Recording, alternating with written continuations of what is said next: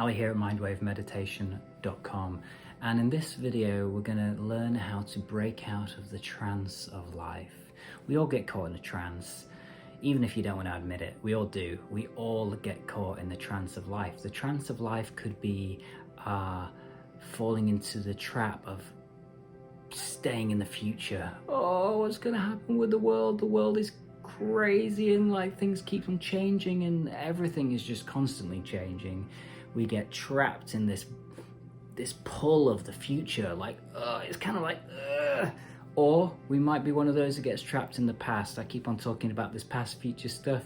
You get it. We all slip into the trance from time to time. And then there's other elements too. We can be in the constraints and the regimen of a business or a partner or a religion or a philosophy, and it keeps us in this kind of tunnel vision. This is the way I think life is, and you know, it's kind of like this is life and this is the way it is, when actually no, it's not.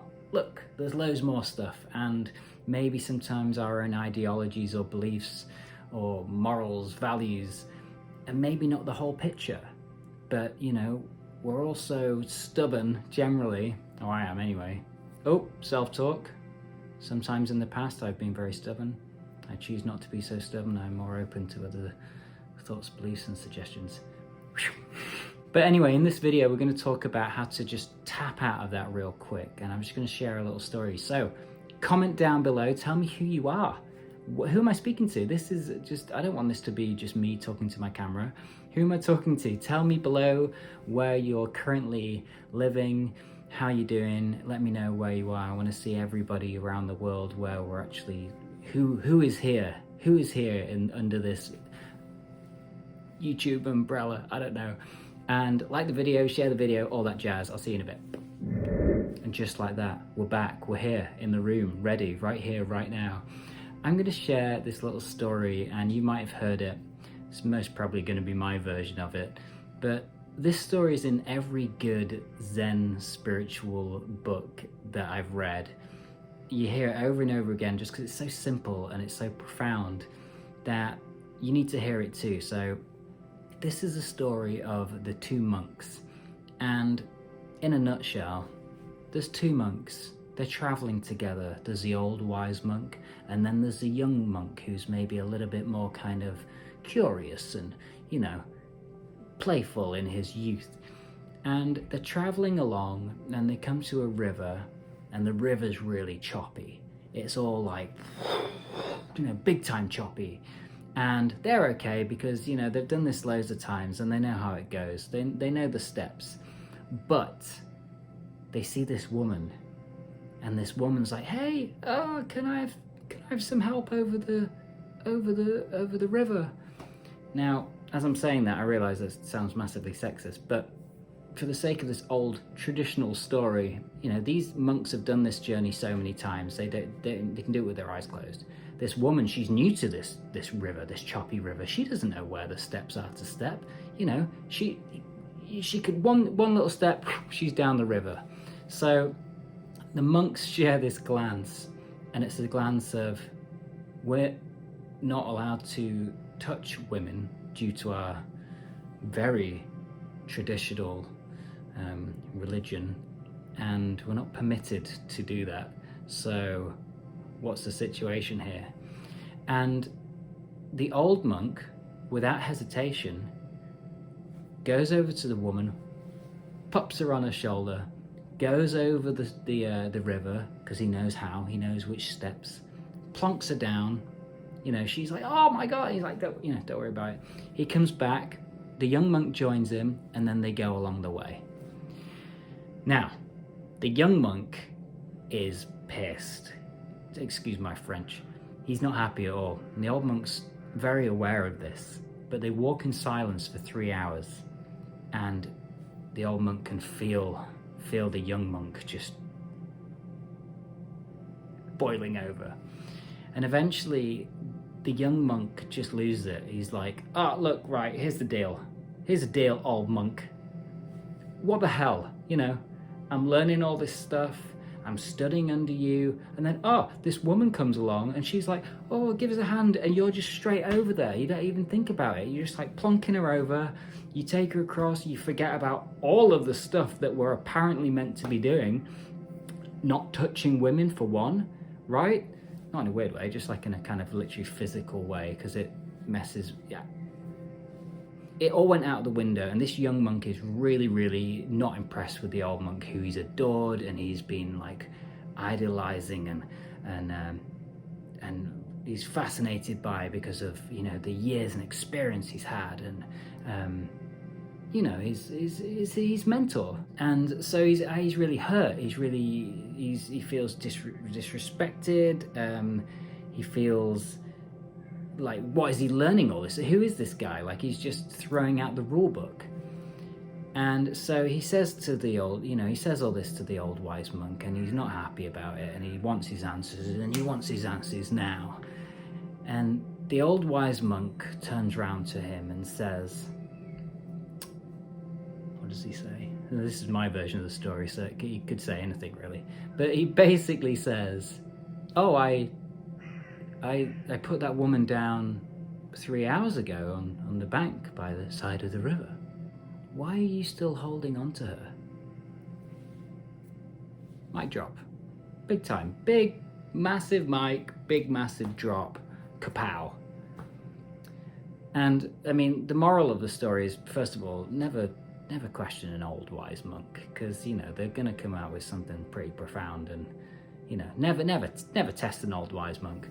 But also, it really shows that how we can break out this trance of life. We are like this, and even for the young monk who is following these certain protocols and spiritual philosophies or what have you, sometimes it's just right to put a pin in whatever you're doing and do the right thing.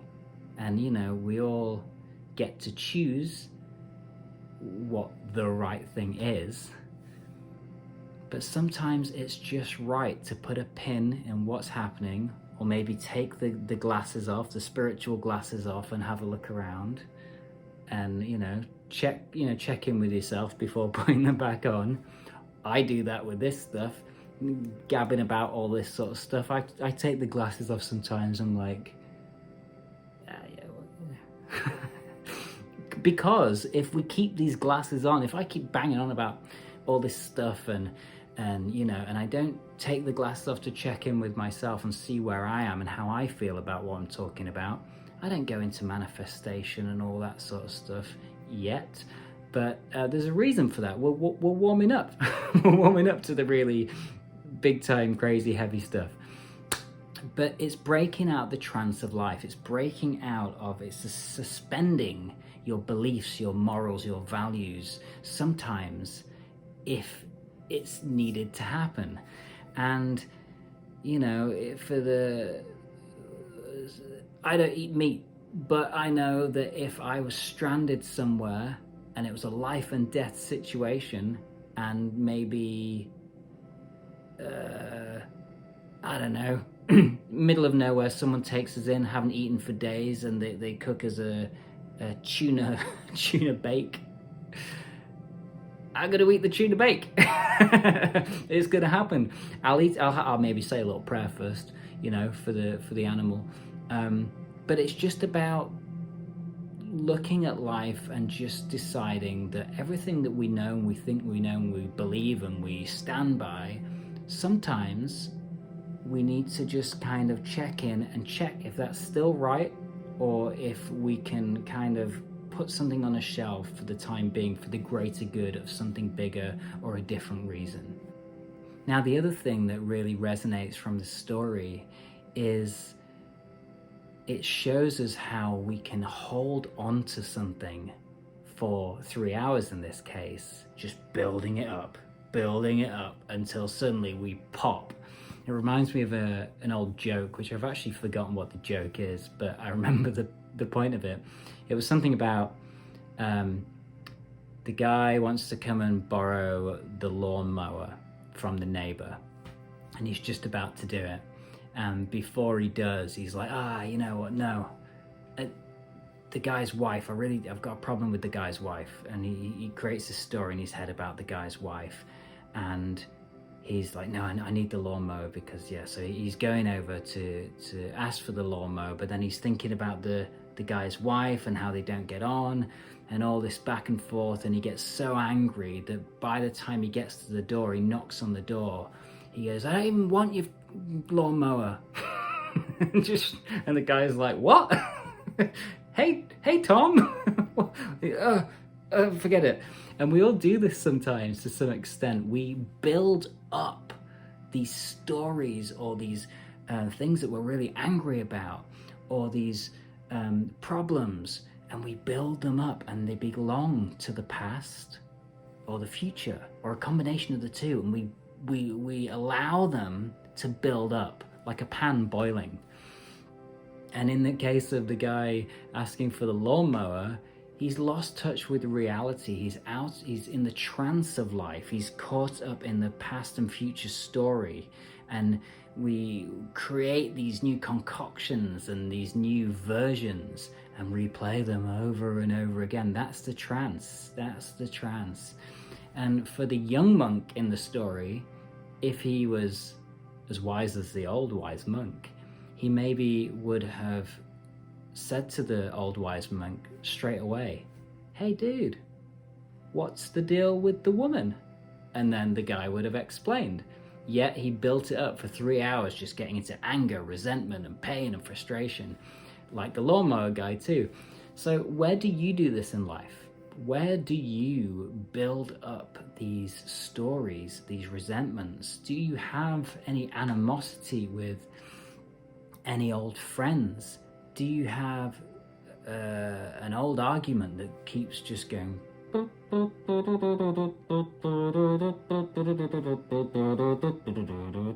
just like, and that's just one story and that reminds you of another person?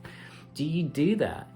I did that with one person for a long time. I had a lot of these kind of old things that came up, and it was because I didn't think they treated me very well when we were younger. So one day I realized that these stories kept on going up, so I caught it like a butterfly. I went, you keep reoccurring in my mind. And it seems that every few weeks or whatever, this story just keeps on going round. So I caught it like a butterfly and acknowledged it and thought, what do I do with this? I either talk to that person or I let it go. And if you're lucky enough to talk to that person, if it feels right, if you don't think it's going to cause any more damage or stress, make that call and let that butterfly go. And change the story. And I did that with that friend, and they didn't even remember the things that I was talking about. So I let it go. I was like, we're all just kids and whatever. And after that, I realized I cleared my history. It's done. I didn't have no more beef with anyone. And furthermore, I choose not to create any more beef with anyone. So this is how we change the story. This is how we break out of the trance of life and stop creating more triggers that pull us into these trances. So see in your day where you might find that you're getting caught up in these loops, these trances, these hateful spirals, and just see where you can pause and go, oh look, I'm doing that thing again. Does this serve me? No. Can I make this situation better? Probably, if I take a minute and think about it. Okay, let's take a minute. What is this situation? I've got an old memory where this person keeps on saying the thing that they said to me 5 years ago. What am I going to do about it? There's many things you can do about it. You can talk to someone, you can talk to the person, you can use EFT tapping look it up, EFT tapping. Brilliant. Meditation. You can write a letter. One of my favorite things to tell students is to, if you've got something really, really troubling, write a letter to that person. You don't have to give it to that person, but get out all of the emotions, all of the thoughts, all of the feelings, and say it in a positive present tense, how you feel. then burn that letter or bury it, or do some kind of ceremony to kind of let go of that past emotion. And then see that next time it comes up, your memory will jump to the ceremony you've done where you've let it go. And that's how you kind of break the cycle. You'll stop thinking about that because you've already put a cork in it. You've already sealed the deal. So any way you can, look at your life, maybe make a list of all of these little spirals that pull you down. And let me tell you, once you've gone through them, it's done. I mean, look, I'm not just casually saying, like, obviously some of these things are going to be super heavy, super traumatic, and I'm not just saying, hey, just go through them, it's fine. Obviously, you speak to the right people that will help you with each situation. But the ones that are just kind of floaters, you know, things that just kind of come back and niggle at you, you can absolutely get rid of those yourself. But just by acknowledging them, allowing yourself to feel love, love for that person that was maybe suffering when they were so spiteful or hateful. Maybe they were suffering so bad that that's why they were lashing out. Maybe it was nothing to do with you. So think about the old wise monk and think about the young monk too, and decide where you are being more like the young monk and being a bit like, what the hell, man? What's the deal with the thing? And see where you can be a bit more like the old wise monk, who will go back to his spiritual beliefs and go back to everything he does. But for that moment in time, he just knew that that was the right thing to do momentarily. So see where you can do that yourself, and let me know in the comments below. Oh, that's a new catchphrase. Let me know in the comments below how you're gonna go about your day. I messed up, went too far, got too cocky. So do let me know what you've got going on up here, and I can help you. I'll reply to everybody that replies in there, and maybe someone will see your thing and already have dealt with that and go, hey, you can do this, I did this, and let's start this dialogue going and help each other, because we can, why not? So I'll see you in the next video. It's been great to see you again. I always like seeing your face, and yeah, I'll just go because I'll just keep babbling. But lots of love. See you on the next one. And oh, look, this is happening.